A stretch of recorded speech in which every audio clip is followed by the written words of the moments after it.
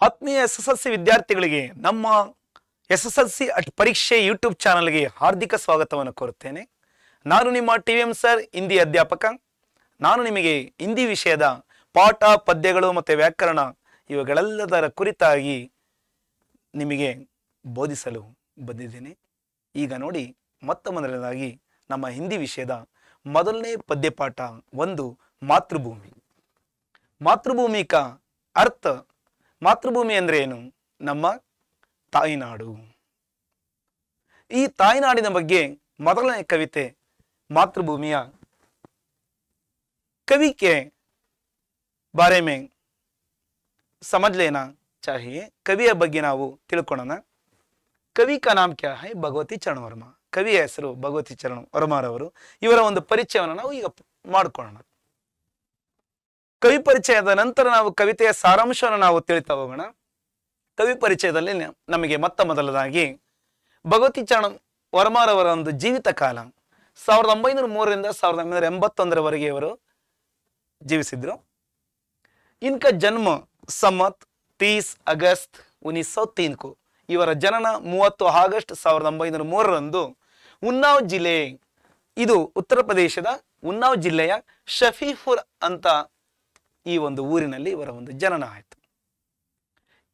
ಉನ್ಹೋನೆ ಇಲಹಾಬಾದ್ ಸೆ BA, ಇಲಹಾಬಾದ್ ವಿಶ್ವವಿದ್ಯಾಲಯದಿಂದ ಇವರು BA ಮತ್ತು LLB ಶಿಕ್ಷಣವನ್ನು ಇವರು ಪಡ್ಕೊಂಡಿದ್ದಾರೆ.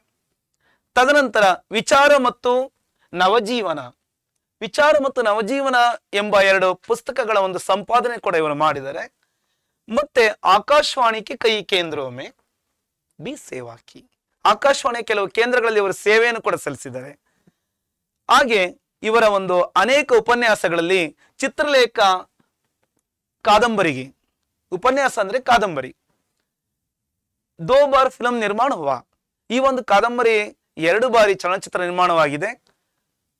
ಮತ್ತೊಂದು ಕಾದಂಬರಿ ದೂಸರಾ ಉಪನ್ಯಾಸ ಬೂಲೆ ಬಿಸರೆ ಚಿತ್ರ, ಇಸ್ಕೋ ಬಿ, ಇದಕ್ಕೂ ಕೂಡ ಯಾವ ಒಂದು ಪುರಸ್ಕಾರ ದೊರೆತಿದೆ ಅಂದ್ರೆ ಸಾಹಿತ್ಯ ಅಕಾಡೆಮಿ ಸೆ ಪುರಸ್ಕಾರ ಪ್ರಾಪ್ತ, ಸಾಹಿತ್ಯ ಅಕಾಡೆಮಿಯಿಂದ ಒಂದು ಪುರಸ್ಕಾರ ಕೂಡ ಇವರಿಗೆ ದೊರೆತಿದೆ. ಇವರ ಅನೇಕ ಉಪನ್ಯಾಸಗಳಲ್ಲಿ ನಾವು ಇಲ್ಲಿ ಪ್ರಮುಖವಾಗಿ ಕೆಲವೊಂದು ಉಪನ್ಯಾಸಗಳನ್ನು ನಾವು ನೋಡೋದಾದ್ರೆ ಅಪ್ಪನೆ ಕಿಲೋನೆ, 3 ವರ್ಷ, ಟೇಡೆ ಮೇಡೆ ರಾಸ್ತೆ, ಯುವರಾಜ ಚೂಂಡ, ಟೇಡೆ ಮೇಡೆ ರಾಸ್ತೆ, ಯುವರಾಜ ಚೂಂಡ, ಅಪ್ಪನೆ ಕಿಲೋನೆ. ತದನಂತರ ಕಹಾನಿ ಸಂಗ್ರಹಗಳನ್ನು ನಾವು ನೋಡೋದಾದ್ರೆ ಮೇರಿ ಕಹಾನಿಯ, ಮೋರ್ಚಾ ಬಂದಿ ತಥಾ ಸಂಪೂರ್ಣ ಕಹಾನಿಯ, ಇವೆಲ್ಲ ಇವರ ಒಂದು ಕಥಾ ಸಂಗ್ರಹಗಳಾಗಿದ್ದಾವೆ. ಕಥೆಗಳ ಒಂದು ಸಂಗ್ರಹ ಆಗಿರ್ತಕ್ಕಂಥ ಪುಸ್ತಕಗಳು. ಮತ್ತೆ ಕವಿತಾ ಸಂಗ್ರಹಗಳನ್ನು ನಾವು ನೋಡೋದಾದ್ರೆ, ಕಾವ್ಯ ಸಂಗ್ರಹಗಳನ್ನು ನೋಡೋದಾದ್ರೆ ನಮಗೆ ಮೇರಿ ಕವಿತಾಯೇ, ಸವಿನೈ ಮತ್ತು ನಾರಾಜ್ ಕವಿತಾ ಇವರ ಒಂದು ಪ್ರಮುಖ ಕಾವ್ಯ ಸಂಗ್ರಹಗಳು ಅಂದ್ರೆ ಕವಿತಾ ಸಂಗ್ರಹಗಳು. ಇನ್ನು ಅನೇಕ ಪುಸ್ತಕಗಳನ್ನು ನಾವು ನೋಡಬಹುದು. ಹಾಗೆ ನಾಟಕಗಳನ್ನು ನೋಡೋದಾದ್ರೆ ಮುಖ್ಯವಾಗಿ ಮೇರೆ ನಾಟಕ್ ಮತ್ತೆ ವಸಿಯತ್. ಈಗ ನಮಗೆ ಕವಿ ಪರಿಚಯ ಭಗವತಿ ಚರಣ್ ವರ್ಮಾರ್ ಅವರ ಬಗ್ಗೆ ನಮಗೆ ತಿಳಿತಲ್ಲ ಮಕ್ಕಳೇ. ಈ ಒಂದು ಕವಿ ಪರಿಚಯದಲ್ಲೂ ಕೂಡ ನಮಗೆ ಅನೇಕ ಪ್ರಶ್ನೆಗಳು ನಮಗೆ ಪರೀಕ್ಷೆಗಳಲ್ಲಿ ಪ್ರಿಪರೇಟರಿ ಇರಬಹುದು, ಮೇನ್ ಎಕ್ಸಾಮ್ ಇರಬಹುದು, ಇಲ್ಲಿ ಕೃತಿಗಳ ಬಗ್ಗೆ, ಅವರ ಒಂದು ಜನ್ಮಸ್ಥಾನದ ಬಗ್ಗೆ, ಮತ್ತೆ ಜನನ ಕಾಲದ ಬಗ್ಗೆ, ಮತ್ತೆ ಅವರ ಒಂದು ಏನೆಲ್ಲ ಒಂದು ಮುಖ್ಯ ಅಂಶಗಳಿದಾವೆ ಅವೆಲ್ಲ ಪ್ರಶ್ನೆಗಳು ನಿಮಗೆ ಬರುವ ಸಾಧ್ಯತೆ ಇದೆ. ವಸ್ತುನಿಷ್ಠ ಪ್ರಶ್ನೆ ಅಂದ್ರೆ ವಿಷಯಾಧಾರಿತ ಪ್ರಶ್ನೆಗಳು. ಈ ಒಂದು ಕವಿ ಪರಿಚಯಕ್ಕೆ ಸಂಬಂಧಪಟ್ಟಂತೆ ಇಲ್ಲಿ ಕೆಲವು ಪ್ರಶ್ನೆಗಳನ್ನು ನಾವು ನೋಡೋದಾದ್ರೆ, ಇದು ಅನುರೂಪತ ಪ್ರಶ್ನೆ. ಅನುರೂಪತ ಅಂದ್ರೆ प्रथम 2 पदों से सूचित संबंधों के अनुरूप तीसरे से संबंधित पद लिखिए. ಅಂದ್ರೆ ಮೊದಲ ಪದದ ಸಂಬಂಧದಂತೆ ಮೊದಲ 2 ಪದಗಳು ಯಾವ ಒಂದು ಸಂಬಂಧದಲ್ಲಿ ಇದೆ ಆ ಒಂದು ಸಂಬಂಧವನ್ನು ನಾವು ದೃಷ್ಟಿಕೋನದಲ್ಲಿ ಇಟ್ಕೊಂಡು ಮುಂದಿನ 3ನೇ ಪದದ ಒಂದು ಉತ್ತರವನ್ನು ಬರೀಬೇಕಾಗುತ್ತೆ. ವಸಿಯತ್ ಭಗವತಿ ಚರಣ್ ವರ್ಮಾರ್ ಅವರ ಅನೇಕ ರಚನೆಗಳಲ್ಲಿ ಇದು ಏನಾಗಿದೆ? ನಾಟಕವಾಗಿದೆ. ಚಿತ್ರಲೇಖ ಯಾವ ಒಂದು ವಿಧಾದ ಒಂದು ರಚನೆ ಆಗಿದೆ? ಇದು ಉಪನ್ಯಾಸ ವಿಧಾ ಕಿ ರಚನಾ. ಇದು ಯಾವ ಒಂದು ವಿಧಾದ ರಚನೆ ಆಗಿದೆ? ಉಪನ್ಯಾಸ ವಿಧ.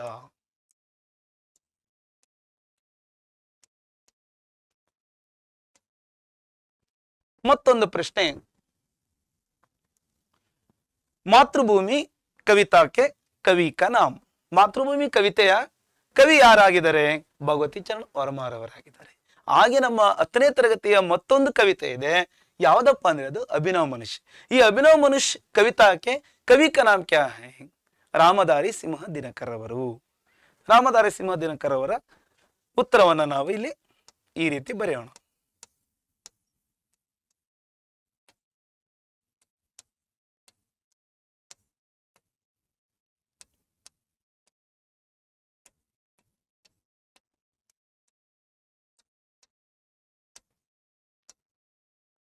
ಮಕ್ಕಳೇ, ಚೆನ್ನಾಗಿ ಅರ್ಥ ಆಗ್ತಾ ಇದೆಯಾ? ಚೆನ್ನಾಗಿ ಅರ್ಥ ಆಗ್ತಾ ಇದೆ ಅಂತ ನಾನಾದರೂ ಭಾವಿಸ್ತೀನಿ. ಈಗ ನಾವು ಮುಂದೆ ನೋಡೋಣ. ಮತ್ತೊಂದು ಅನುರೂಪದ ಪ್ರಶ್ನೆಯನ್ನು ನಾವಿಲ್ಲಿ ಕಾಣಬಹುದು. ಇದು ಕವಿತೆಯ 3ನೇ ಚರಣದಲ್ಲಿ ಬರ್ತಕ್ಕಂಥ ಒಂದು ಅಂಶವಾಗಿದೆ. ಪತಾಕ ಅಂದ್ರೆ ಧ್ವಜ. ಪತಾಕ ಅಂದ್ರೆ ಹೇಳಿ ಧ್ವಜ. ಪತಾಕ ಇಸ್ ಕವಿತಾ ಮೇ, ಈ ಒಂದು ಪದ್ಯದಲ್ಲಿ ಯಾವುದರ ಪ್ರತೀಕ? ನ್ಯಾಯಿಕ ಪ್ರತೀಕ, ನ್ಯಾಯದ ಒಂದು ಪ್ರತೀಕವಾಗಿದೆ. ಹಾಗೆ ದೀಪ ಯಾವುದರ ಪ್ರತೀಕ? ಆ ಒಂದು ಸಂಬಂಧದಂತೆ ಈ ಪದದ ಉತ್ತರವನ್ನು ಕೂಡ ನಾವು ಬರಿಬೇಕಾಗುತ್ತೆ. ದೀಪ್ ಜ್ಞಾನ ಕ ಪ್ರತೀಕ್. ದೀಪ್ ಕಿಸ್ಕ ಪ್ರತೀಕ ಹೈ? ಜ್ಞಾನ ಕ ಪ್ರತೀಕ್. ದೀಪ ಅನ್ನೋದಿಲ್ಲಿ ಜ್ಞಾನದ ಒಂದು ಪ್ರತೀಕವಾಗಿದೆ.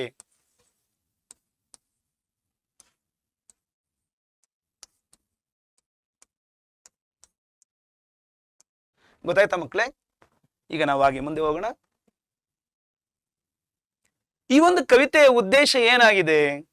ಇಸ್ ಕವಿತಾ ಹಮ್ ಸಬ್ ಕೆ ಲಿಯೆ ಪढ़ने के लिए क्यों रखा गया है? ಈ ಒಂದು ಕವಿತೆಯನ್ನು ನಮಗೆ ಓದಲು ಏಕೆ ಇಡಲಾಗಿದೆ? ಯಾಕಪ್ಪ ಅಂದ್ರೆ ಉದ್ದೇಶ ಈ ತರ ಇದೆ. ಯಾವ ತರ ಇದೆ? कवि मातृभूमि की विशेषता, किसकी विशेषता के बारे में?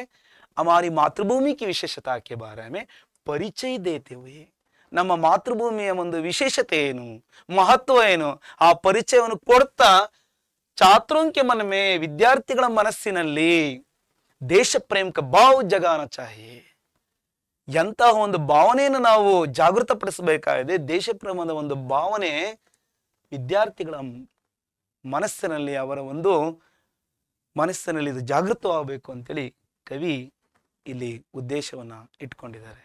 ಮುಂದೆ ಹೋಗೋಣ ಮಕ್ಕಳೇ. ಈಗ ನಾವು ಪದ್ಯದ ಮೊದಲ ಚರಣವನ್ನು ನಾವು ಓದೋಣ. ತಾವೆಲ್ಲರೂ ಚೆನ್ನಾಗಿ ಸುಂದರವಾಗಿ ಆಡೋದಕ್ಕೆ ಪ್ರಯತ್ನವನ್ನು ಪಡಿ. ಈಗ ನಾವು ನೀವೆಲ್ಲ ಈ ಕವಿತೆಯ ಮೊದಲ ಚರಣ, ಮೊದಲನೇ ಭಾಗವನ್ನ ನಾವು ಆಡೋಣ. ಜೊತೆಗೆ ನೀವು ಕೂಡ ಚೆನ್ನಾಗಿ ಮನೆಯಲ್ಲಿ ಅಭ್ಯಾಸ ಮಾಡಬೇಕು. मातृभू शत शत बार प्रणाम, मातृभू शत शत बार प्रणाम, अमरों की जननी तुमको शत शत बार प्रणाम, अमरों की जननी तुमको शत शत बार प्रणाम, मातृभू शत शत बार प्रणाम, शत शत बार प्रणाम, तेरे उर में शाहिद गांधी, तेरे उर में शाहिद गांधी, बुद्ध और राम, बुद्ध और राम, मातृभू शत शत बार प्रणाम. इस चरण में, ಈ ಒಂದು ಮೊದಲನೇ ಚರಣದಲ್ಲಿ ನಾವು ಕವಿ ಭಗವತಿ ಚರಣ ವರ್ಮಾರ್ ಅವರು ನಮಗೆ ಏನನ್ನು ತಿಳಿಯಲು ಬಯಸ್ತಾರೆ? ಮಾತೃಭೂ ಶತ ಶತ ಬಾರ್ ಪ್ರಣಾಮ್, ಭಾರತಾಂಬೆ ಮಾತೃಭೂಮಿ ಶತ ಶತ ಬಾರ್, ನೂರಾರು ಬಾರಿ, ಸಾವಿರಾರು ಬಾರಿ, ಲಕ್ಷಾಂತರ ಕೋಟ್ಯಂತರ ಬಾರಿ ನಿನಗೆ ಪ್ರಣಾಮಗಳು, ಕೋಟಿ ಕೋಟಿ ನಮನಗಳು. ಅಮರೋಂಕಿ ಜನನಿ, ಮಾತೃಭೂಮಿ ಅಮರೋಂಕಿ ಜನನಿ. ಮಾತೃಭೂಮಿಯಲ್ಲಿ ಅನೇಕ ಅಮರರಿಗೆ, ಮಹಾನ್ ವ್ಯಕ್ತಿಗಳಿಗೆ ತಾಯಿ. ಜನನಿ ಅಂದ್ರೆ ಜನ್ಮ ದೇನೆ ವಾಲಿ, ಜನನಿ का अर्थ क्या होता है यहाँ पर? जन्म देने वाली. ಅಮರೋಂ के लिए ತುಮಕೋ ಶತ ಶತ ಬಾರ್ ಪ್ರಣಾಮ್. ಹಾಗಾಗಿ ನಿನಗೆ ನಾನು ಪದೇ ಪದೇ ಪ್ರತಿ ಸಾರಿ ಪ್ರಣಾಮಗಳನ್ನ ಸಲ್ಲಿಸಲು ಬಯಸುತ್ತೇನೆ. ಒಂದು ಸಾರಿ ಅಲ್ಲ, ನೂರಾರು ಬಾರಿ, ಕೋಟ್ಯಂತರ ಸಾರಿ ಹೇಳಿದ್ರು ಕೂಡ ಕಡಿಮೆನೆ. ಹಾಗೆ ನಿನ್ನ ಮಡಿಲಲ್ಲಿ ತೇರೆ ಉರುಮೆ ಶಾಹಿತ್ ಗಾಂಧಿ, ನಿನ್ನ ಮಡಿಲಲ್ಲಿ, ನಿನ್ನ ಒಂದು ಗರ್ಭದಲ್ಲಿ, ನಿನ್ನ ಭೂಗರ್ಭದಲ್ಲಿ ಯಾರೆಲ್ಲ ಮಲಗಿದ್ದಾರೆ? ಶಾಹಿದ್ ಕ ಮತ್ಲಬ್ ಸೋಯಾ ಹುವಾ, ಮಲಗಿರ್ತಕ್ಕಂಥ. ಗಾಂಧಿ, ಬುದ್ಧ ಅವರು ರಾಮ್ ಜೈಸೆ, ಗಾಂಧಿ, ಬುದ್ಧ ಮತ್ತು ರಾಮನಂತಹ ಅನೇಕ ಮಹಾನ್ ಮಹಿಮರು ಈ ಒಂದು ಧರೆಯಲ್ಲಿ, ಜನ್ಮಭೂಮಿಯಲ್ಲಿ ಪೌಡಿಸಿದರೆ ತಮ್ಮದೇ ಆದ ಒಂದು ಸಂದೇಶಗಳನ್ನ ಸಾಧನೆಗಳನ್ನ ತೋರಿಸಿ ಹೋಗಿದ್ದಾರೆ. ಹಾಗಾಗಿ ಅವರೆಲ್ಲರೂ ನಮಗೆ ಪ್ರೇರಣೆ. ಅಂದರೆ ನಿನ್ನ ಒಂದು ಮಕ್ಕಳಾಗಿ ಅವರು ಬಂದು ನಮಗೆ ಎಂತಹ ಒಂದು ಪುಣ್ಯ ಪಾವನ ಮಾಡಿದ್ದಾರೆ ಅಂತ ಹೇಳ್ತಾ, ಹಾಗಾಗಿ ಮಾತೃಭೂಮಿ ತಾಯಿ ನನಗೆ ಶತಶತ ನಮನಗಳು, ಕೋಟಿ ಕೋಟಿ ನಮನಗಳು ಅಂತೇಳಿ ಈ ಒಂದು ಮೊದಲನೇ ಚರಣದಲ್ಲಿ ನಾವು ತಿಳಿಬಹುದಾಗಿದೆ. ಮಕ್ಕಳೇ ನೋಡಿ, ಭಗವಾನ್ ಬುದ್ಧರ ಚಿತ್ರ, ಹಾಗೆ ಮಹಾತ್ಮ ಗಾಂಧಿ ಮತ್ತೆ ಭಗವಾನ್ ರಾಮನ ಚಿತ್ರವನ್ನು ನಾವಿಲ್ಲಿ ನೋಡಬಹುದಾಗಿದೆ. ಮುಂದಿನ ಚರಣವನ್ನು ನೋಡೋಕೆ ಮೊದಲನೇ ಚರಣವನ್ನು ನಾವು ಅರ್ಥವನ್ನ ಸಾರಾಂಶವನ್ನು ನಾವು ತಿಳ್ಕೊಂಡ್ವಿ. ಆ ಒಂದು ಚರಣದಲ್ಲಿ ನಮಗೆ ಯಾವ ಪ್ರಶ್ನೆಗಳು ಬರಬಹುದು ಅಂತ ನೋಡಿದ್ರೆ, ಏಕ ವಾಕ್ಯ में उत्तर लिखिए सबसे पहले देखना. ಎಲ್ಲದಕ್ಕೂ ಮೊದಲು ಒಂದು ವಾಕ್ಯದ ಪ್ರಶ್ನೆಗಳನ್ನು ನಾವು ಇಲ್ಲಿ ನೋಡೋಣ. ಇಲ್ಲಿ ನಮಗೆ ಒಂದು ವಾಕ್ಯದ ಪ್ರಶ್ನೆಯಲ್ಲಿ ಮೊದಲನೇ ಪ್ರಶ್ನೆ ಏನಪ್ಪಾ ಇದೆ ಅಂದ್ರೆ, ಕವಿ ಕಿಸೆ ಪ್ರಣಾಮ್ ಕರ್ ರಹೆ ಹೈ. ಕವಿ ಯಾರಿಗೆ ಪ್ರಣಾಮವನ್ನು ಮಾಡ್ತಾ ಇದ್ದಾರೆ? ಅಥವಾ ಮತ್ತೊಂದು ರೀತಿಯಲ್ಲಿ ಈ ಪ್ರಶ್ನೆಯನ್ನು ಕೇಳಬಹುದು, ಕವಿ ಶತಶತ ಬಾರ್ ಕಿಸೆ ಪ್ರಣಾಮ್ ಕರ್ ರಹಾ ಹೈ. ಕವಿ ನೂರಾರು ಬಾರಿ, ಸಾವಿರಾರು ಬಾರಿ ಯಾರಿಗೆ? ಕಿಸೆ का मतलब क्या होता है? ಯಾರಿಗೆ. ಇಲ್ಲಿ ನಮಗೆ ಈ ಪ್ರಶ್ನೆಯಲ್ಲಿ ಎಲ್ಲ ಶಬ್ದಗಳು ಪ್ರಶ್ನಾ ಪದಗಳಲ್ಲ, ಅಂದ್ರೆ ಕ್ವಶನ್ ವರ್ಡ್ ಅಲ್ಲ. ಈ ಒಂದು ಪ್ರಶ್ನೆಯಲ್ಲಿ ಪ್ರಶ್ನಾ ಪದಗಳು ಅಂತೇಳಿ ಕಿಸೆ, ಇದಕ್ಕೆ ಮಾತ್ರ ನಾವು ಉತ್ತರವನ್ನು ಬರೀಬೇಕಾಗುತ್ತೆ. ಇನ್ನು ಮಿಕ್ಕೆಲ್ಲ ಪದಗಳು ನಮಗೆ ಪ್ರಶ್ನೆಯಲ್ಲೇ ಸಿಗುತ್ತೆ ಅಲ್ವಾ ಮಕ್ಕಳೇ?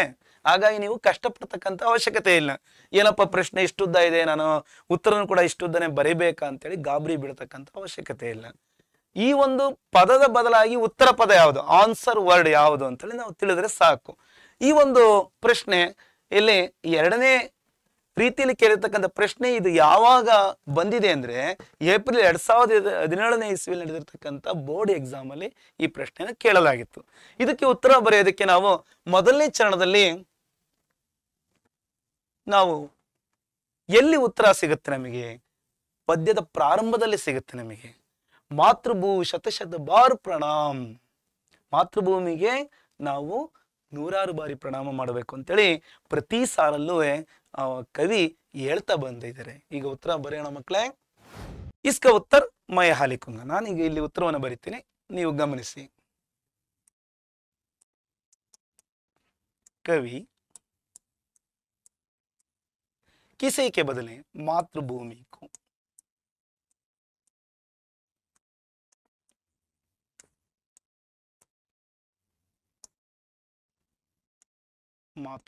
को प्रणाम कर रहे हैं.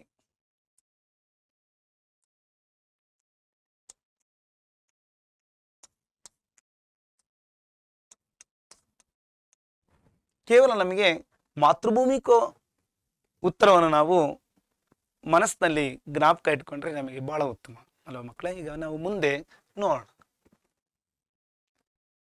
ಒಂದು ವಾಕ್ಯದ ಪ್ರಶ್ನೆಯನ್ನು ನೋಡಿದ ತರುವಾಯ ಎರಡನೇ ಚರಣವನ್ನು ನಾವು ಅಭ್ಯಾಸ ಮಾಡೋಣ.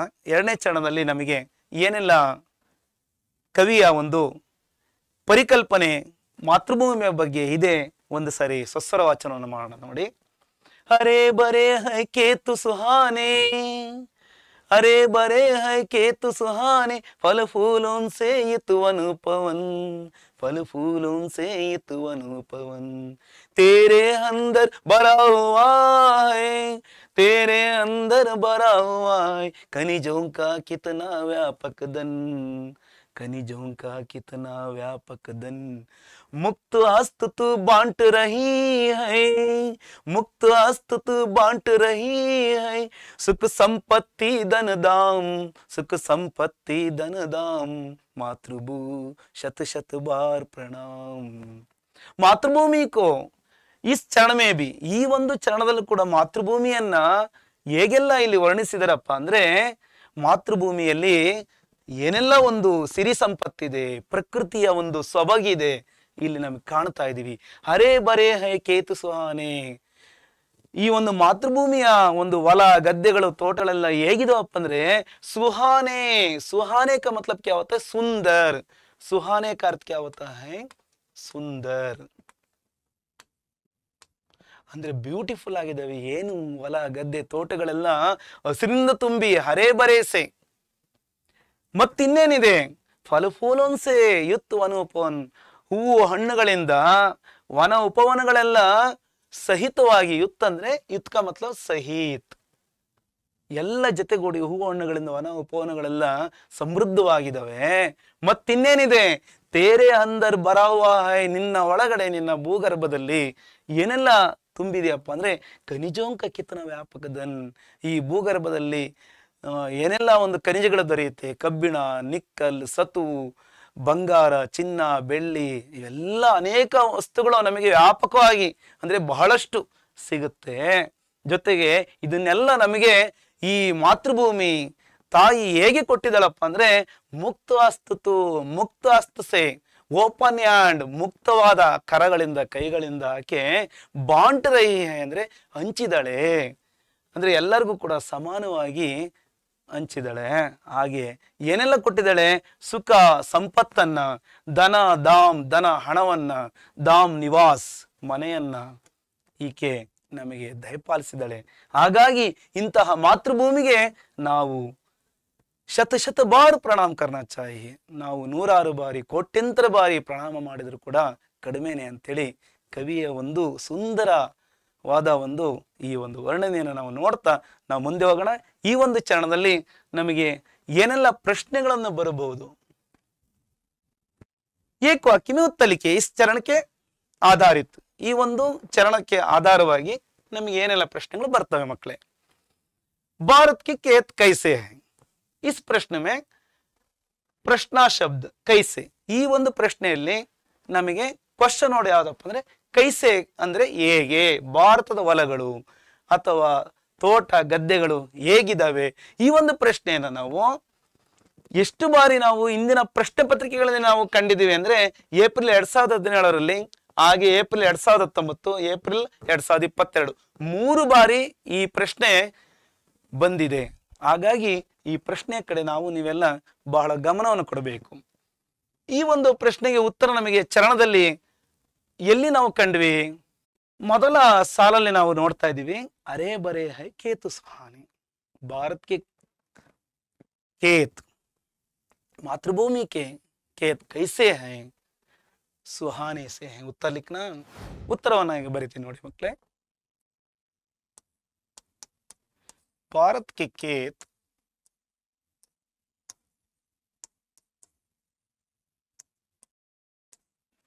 हरे भरे से,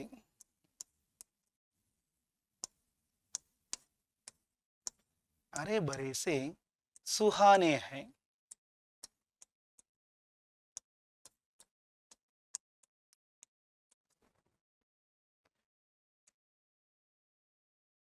ಅರೆ ಬರೆ ಸೆ ಸುಹಾನೆ. ಅರ್ಥ ಆಯ್ತಾ ಮಕ್ಕಳೇ? ಚೆನ್ನಾಗಿ ಮನಸ್ಸಿನಲ್ಲಿ ಇವೆಲ್ಲ ಪ್ರಶ್ನೆಗಳ ಉತ್ತರ ಮನದಲ್ಲಿ ಇರಬೇಕು, ಅಭ್ಯಾಸ ಮಾಡ್ತಾ ಇರಿ. ಮುಂದೆ ಹೋಗೋಣ. ಮತ್ತೊಂದು ಪ್ರಶ್ನೆ ಇಲ್ಲಿದೆ, ಭಾರತ ಭೂಮಿಗೆ ಅಂದರ್ ಕ್ಯಾ ಕ್ಯಾ ಬರಾವಾ ಹೈ, ಭಾರತ ಭೂಮಿಯ ಒಂದು ಒಳಗಡೆ ಏನೆಲ್ಲ ತುಂಬಿದೆ, ಕ್ಯಾ ಕ್ಯಾ ಬರಾವಾ ಹೈ, ಏನೆಲ್ಲ ತುಂಬಿದೆ, ಏನೆಲ್ಲ ತುಂಬಿದೆ. ಭಾರತ ಭೂಮಿಗೆ ಅಂದರ್ ಖನಿಜೋं का व्यापक धन भरा हुआ है ಅಲ್ವಾ? ಉತ್ತರ ಬರೆಯೋಣ ಮಕ್ಕಳೇ.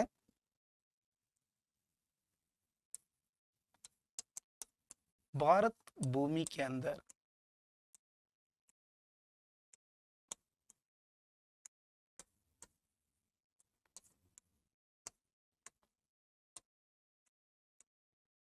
खनिजों का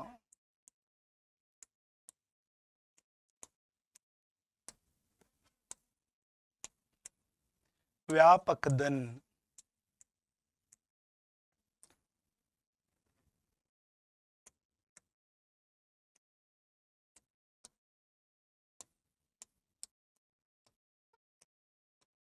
भरा हुआ है. ಉತ್ತರವನ್ನು ಹೇಗೆ ಬರೆಯೋದು ಅಂತೇಳಿ ತಮ್ಮೆಲ್ಲ ವಿದ್ಯಾರ್ಥಿಗಳಿಗೆ ಅರ್ಥ ಆಗಿದೆಯಲ್ಲ ಮಕ್ಕಳೇ? ಓಕೆ, ಈಗ ನಾವು ಮುಂದೆ ಹೋಗೋಣ. ಇನ್ನೊಂದು ಪ್ರಶ್ನೆ ಇದೆ, 3ನೇ ಪ್ರಶ್ನೆ. ಸುಖ ಸಂಪತ್ತಿ ಧನಧಾಮ್ಕೋ ಮಾ ಕೈಸೆ ಬಾಂಟ್ ರಹೆ ಹೈ. ಸುಖ ಸಂಪತ್ತು ಧನ ಧಾಮ್ ಅಂದ್ರೆ ಹಣ ಮತ್ತು ಒಂದು ಜಮೀನು ಇರಬಹುದು, ಮನೆ ಇರಬಹುದು, ತಾಯಿ ಹೇಗೆ ನಮಗೆ ಹಂಚಿದಾಳೆ, ಹೇಗೆ ನಮಗೆ ಕೊಟ್ಟಿದ್ದಾಳೆ ಅಂತ ನೋಡೋದಾದ್ರೆ ನಮಗೆ ಮುಕ್ತ ಆಸ್ತುತು ಬಾಂಟ್ ರಹಿ ಹೈ ಅಂದ್ರೆ ಈ ಒಂದು 2ನೇ ಚರಣದಲ್ಲಿ ನಮಗೆ ಈ ಒಂದು ಸಾಲಲ್ಲಿ ನಾವು ಇದರ ಉತ್ತರವನ್ನು ನಾವು ಕಾಣಬಹುದು ಅಲ್ವಾ ಮಕ್ಕಳೇ? ಈಗ ಉತ್ತರವನ್ನು ಬರೆಯೋಣ. ಮೂರನೇ ಪ್ರಶ್ನೆ ಉತ್ತರವನ್ನು ನೋಡಿ. ಸುಖ ಸಂಪತ್ತಿ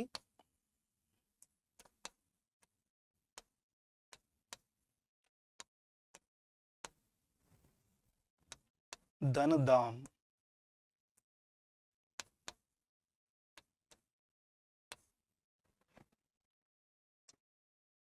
धनदाम को मां मुक्त हस्त से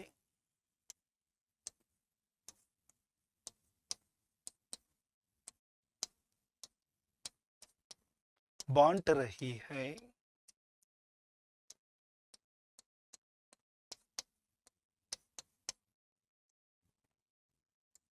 कैसे बांट रही है? मुक्त हस्त से बांट रही है। सबको समझ में आ गया? ಎಲ್ಲರಿಗೂ ಅರ್ಥ ಆಯ್ತಲ್ಲ ಮಕ್ಕಳೇ?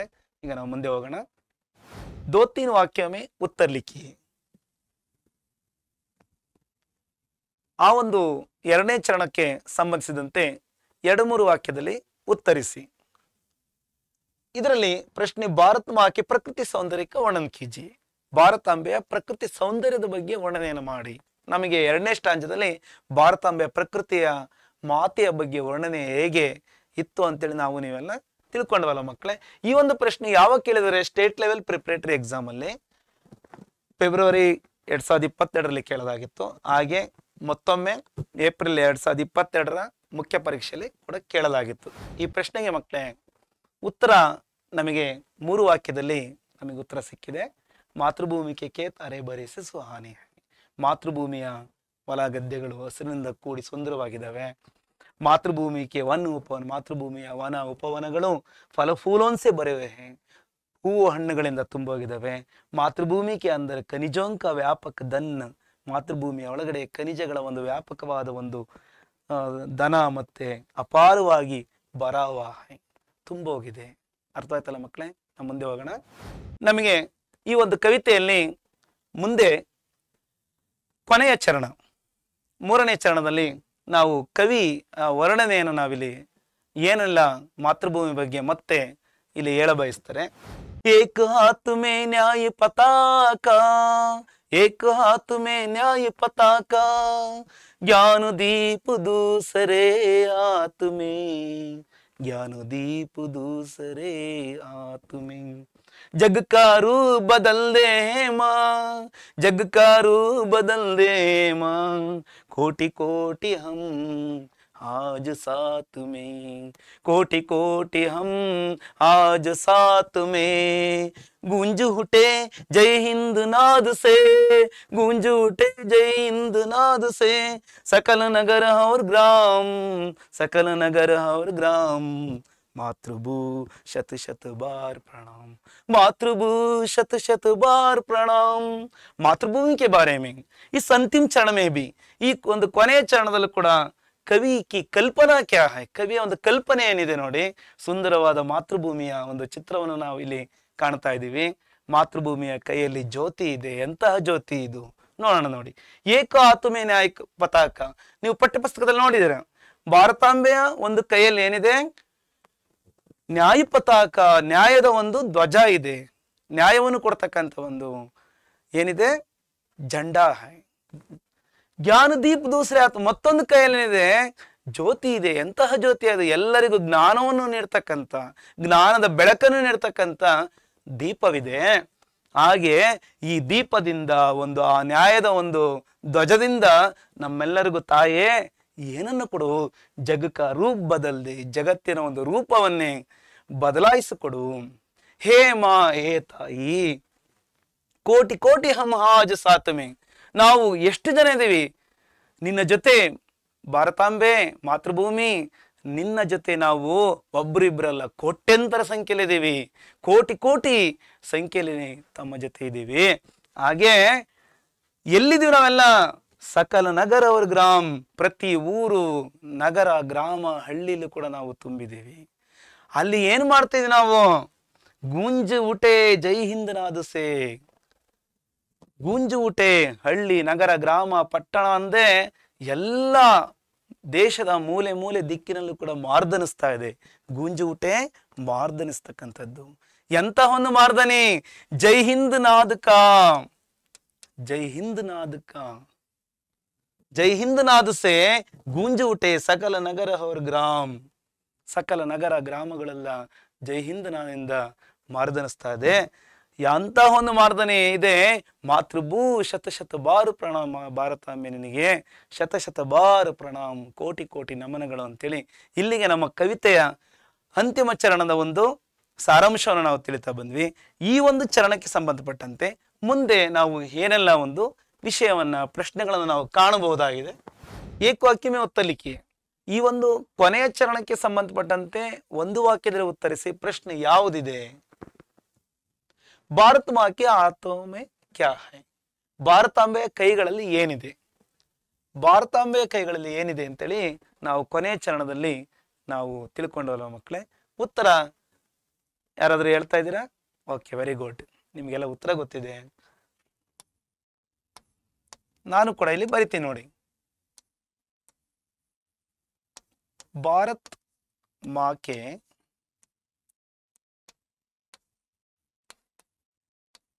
एक हाथ में न्याय का पताका,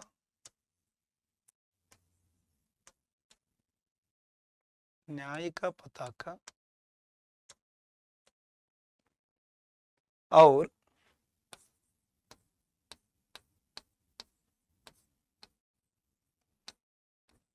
दूसरे हाथ में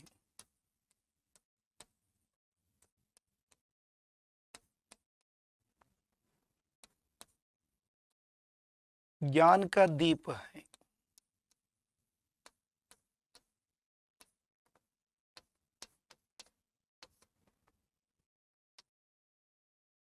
ನ್ಯಾಯ का ಪತಾಕ और दूसरे हाथ में ज्ञान का दीप है. ಇಷ್ಟು ನಾವು ಈ ಒಂದು ಪ್ರಶ್ನೆಗೆ ಉತ್ತರವನ್ನು ಬರೆಯಬೇಕು. ಈಗ ನಾವು ಮುಂದೆ ಹೋಗೋಣ ಮಕ್ಕಳೇ. ಮತ್ತೊಂದು ಪ್ರಶ್ನೆ ಇದೆ, ಎರಡನೇ ಪ್ರಶ್ನೆಯಲ್ಲಿ ಆಜ್ ಮಾ ಕೆ ಸಾಥ್ ಕೌನ್ ಹೈ. ಇಂದು ಅಂದ್ರೆ ಪ್ರಸ್ತುತ ಭಾರತಾಂಬೆಯ ಜೊತೆ ಯಾರಿದ್ದಾರೆ? ಉತ್ತರ ಗೊತ್ತಲ್ಲ ಮಕ್ಕಳೇ, ಹೇಳ್ತೀರಲ್ವಾ? Okay, very good. आज माँ के साथ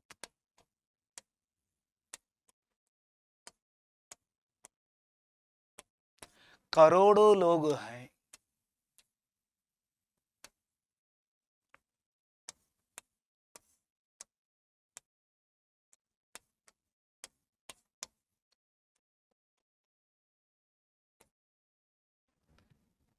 ಅಂದ್ರೆ ಇಂದು ತಾಯಿಯ ಜೊತೆ ಕೋಟ್ಯಂತರ ಜನಗಳಿದ್ದಾರೆ ಅಲ್ವಾ ಮಕ್ಕಳೇ? ಓಕೆ, ಈಗ ನಾವು ಮುಂದೆ ಹೋಗೋಣ. ಮತ್ತೊಂದು ಪ್ರಶ್ನೆ ಇದೆ, ಏನಪ್ಪಾ ಅಂದ್ರೆ ಮೂರನೇ ಪ್ರಶ್ನೆ, ಸಬಿ ಓರ್ ಕ್ಯಾ ಗೂಂಜ್ ಉಠಾ ಹೈ. ಎಲ್ಲ ಕಡೆ ಏನು ಮಾರ್ದನಿಸ್ತಾ ಇದೆ? ಏನು ಮಾರ್ದನಿಸ್ತಾ ಇದೆ ಅಂದ್ರೆ ತಮ್ಮೆಲ್ಲರಿಗೂ ಉತ್ತರ ಗೊತ್ತಲ್ವಾ? ಇದು ಕೂಡ ಕೊನೆಯ ಚರಣದ ಸಂಬಂಧಪಟ್ಟಂತೆ ಪ್ರಶ್ನೆಯಾಗಿದೆ. ಸಬಿ ಓರ್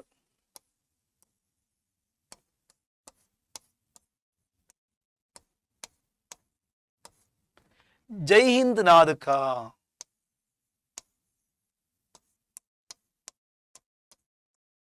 जय हिंद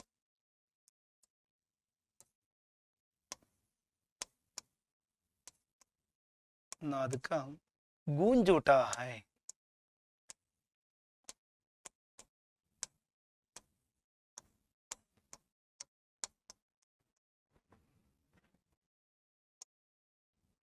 जय हिंद नाद का गूंज उठा है. ಅರ್ಥ ಆಯ್ತಲ್ಲ ಮಕ್ಕಳೇ? ಓಕೆ, ನಾನು ಮುಂದೆ ಹೋಗೋಣ. ಮತ್ತೊಂದು ಪ್ರಶ್ನೆ ಇಲ್ಲಿದೆ, जग के रूप बदलने के लिए कवि किससे निवेदन करते हैं. ಜಗತ್ತಿನ ರೂಪವನ್ನು ಬದಲಾಯಿಸಲು ಕವಿ ಯಾರೊಂದಿಗೆ, ಕಿಸ್ಸೆ का मतलब क्या होता है, ಯಾರೊಂದಿಗೆ, ಯಾರ ಜೊತೆಯಲ್ಲಿ ನಿವೇದಿಸ್ಕೊಳ್ತಾ ಇದ್ದಾರೆ? ನಿವೇದನೆ ಅಂದ್ರೆ ಪ್ರಾರ್ಥನೆಯನ್ನು ಮಾಡ್ಕೊಳ್ತಾ ಇದ್ದಾರೆ. ಉತ್ತರವನ್ನ ಈ ತರ ಬರಿಬಹುದು ನಾವು. ನಿಮಗೆಲ್ಲ ಗೊತ್ತಿದೆ ಅಲ್ವರ, ಜಗ್ ಕೆ ರೂಪ್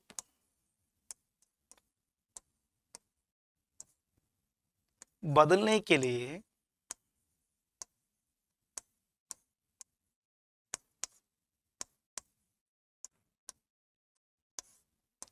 कवि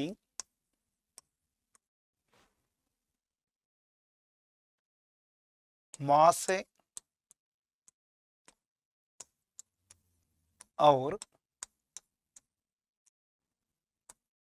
असंख्य लोगों से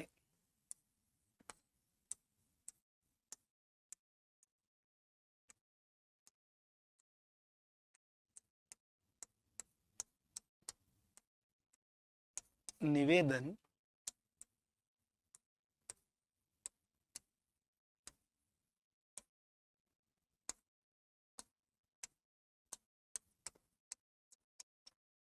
निवेदन करते हैं। वहां से और असंख्य लोगों से निवेदन करते हैं। ಎಲ್ಲರಿಗೂ ಅರ್ಥ ಆಯ್ತಲ್ಲ ಮಕ್ಕಳೇ? ಮುಂದೆ ಹೋಗೋಣ. ಮತ್ತೊಂದು ಪ್ರಶ್ನೆ ಇದೆ. ಏನದು? ಜೈ ಹಿಂದ್ ನಾದ್ ಕಾ ನಾದ್ ಕಹಾ ಕಹಾ ಪರ್ ಗೂಂಜನಾ ಚಾಹಿಯೆ. ಜೈ ಹಿಂದ್ ನಾದ ಎಲ್ಲೆಲ್ಲಿ ಮಾರ್ದನಿಸಬೇಕು? ಎಲ್ಲೆಲ್ಲಿ ಮಾರ್ದನಿಸಬೇಕು? ಜೈ ಹಿಂದ್ ಕಾ ನಾದ್ ಉತ್ತರ ಲಿಖಿಯೆ. ಉತ್ತರ ಬರೀತೀನಿ, ಗಮನಿಸಿ ಮಕ್ಕಳೇ.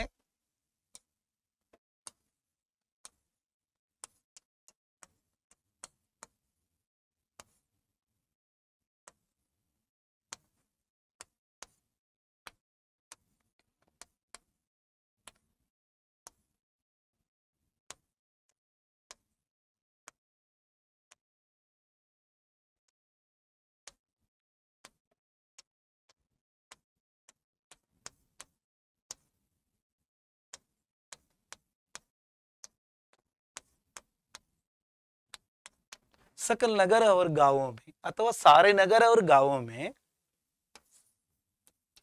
गूंजना चाहिए.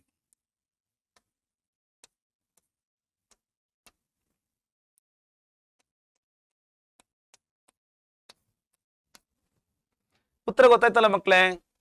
जय हिंद नाद का नाद,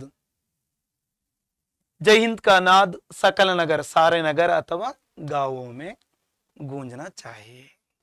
ನೋಡಿ, ಕೊನೆಯ ಚರಣಕ್ಕೆ ಸಂಬಂಧಪಟ್ಟಂತೆ ಎಷ್ಟೆಲ್ಲ ಒಂದು ವಾಕ್ಯದ ಪ್ರಶ್ನೆಗಳನ್ನು ನಾವು ನೋಡಬಹುದು.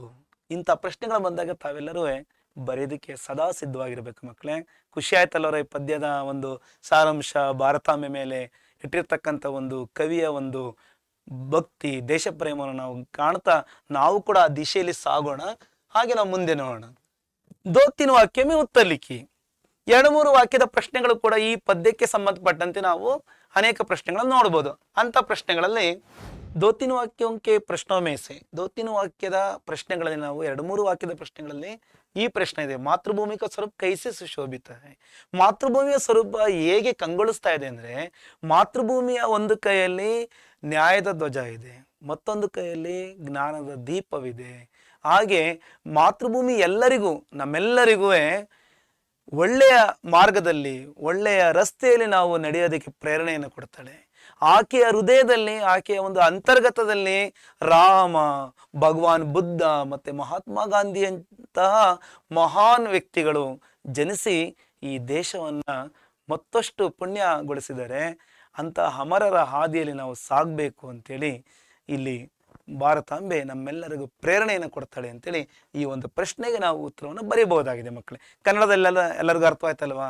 ಈಗ ಹಿಂದಿಯಲ್ಲಿ ವಾಕ್ಯಗಳನ್ನ ವಾಕ್ಯದ ರೂಪದಲ್ಲಿ ಆ ಒಂದು ಕೊನೆಯ ಚರಣದಲ್ಲಿ ಏನೆಲ್ಲ ಅಂಶಗಳಿತ್ತು, ಮತ್ತೆ ಮೊದಲನೇ ಚರಣ ಮತ್ತೆ ಕೊನೆಯ ಚರಣ ಎರಡನ್ನೂ ಕೂಡ ನಾವು ಸೇರಿಸಿ ಒಟ್ಟು ಮಾಡಿ ಆ ಒಂದು ಸಾರಾಂಶವನ್ನು ಬರೆದಾಗ ಈ ಒಂದು ಪ್ರಶ್ನೆಗೆ ಉತ್ತರ ಸಮರ್ಪಕವಾಗಿರುತ್ತೆ ಮಕ್ಕಳೇ.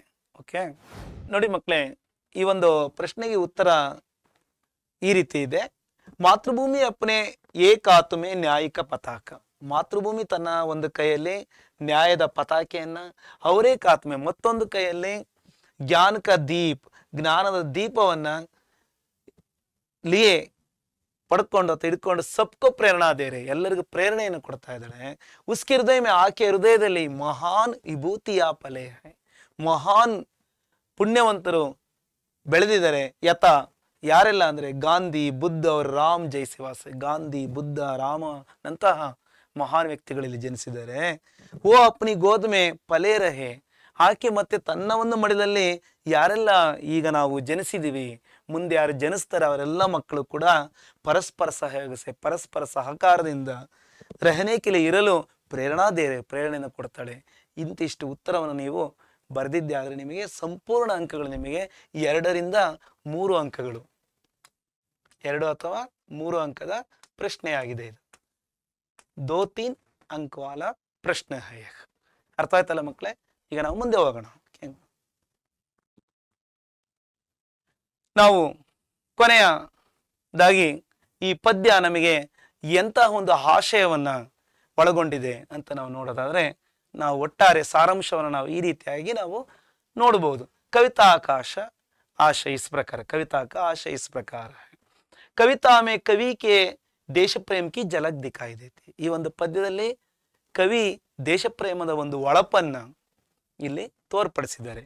ಹಾಗೆಯೇ ಮಾತೃಭೂಮಿ को प्रणाम करते हुए उसमें विद्यमान अपार वन संपद, ಮಾತೃಭೂಮಿಗೆ ನಮಿಸ್ತಾ ಅದರಲ್ಲಿರ್ತಕ್ಕಂಥ ಅಪಾರ ವನ ಸಂಪತ್ತಿರ್ಬೋದು, ಖನಿಜ ಸಂಪತ್ತಿ ವರ್ಣನ ಕತೆ, ಖನಿಜ ಸಂಪತ್ತನ್ನು ಕೂಡ ಇವರಲ್ಲಿ ವರ್ಣಿಸ್ತಾ ಭಾರತಕ್ಕೆ ಮಹಾನ್ ವಿಭೂತಿಯೋ ಅಂಕ, ಭಾರತದ ಮಹಾನ್ ವ್ಯಕ್ತಿಗಳ ಒಂದು ಸ್ಮರಣೆಯನ್ನು ಕೂಡ ಇಲ್ಲಿ ಮಾಡ್ತಾ ಇದ್ದಾರೆ, ಮಾಡಿದ್ರಲ್ವರ. ಹಾಗೆ ಕವಿತಾ ಸೇ ಭಾರತ್ ಕಿ ಮಹಾನತ, ಈ ಒಂದು ಪದ್ಯದಿಂದ ಒಂದು ಭಾರತದ ಒಂದು ಮಹಿಮೆ ಏನು, ಭಾರತದ ಒಂದು ಹಿರಿಮೆ ಏನು, ಅದರ ಒಂದು ಪರಿಚಯವನ್ನು ಕೂಡ ನಾವು ಪಡ್ಕೊಂಡ್ವಿ ಅಲ್ವಾ ಮಕ್ಕಳೇ? ಎಲ್ಲರಿಗೂ ಪದ್ಯ ಚೆನ್ನಾಗಿ ಅರ್ಥವಾಗಿದೆ ಅಂತ ನಾನು ತಿಳಿತಾ ಇದ್ದೀನಿ.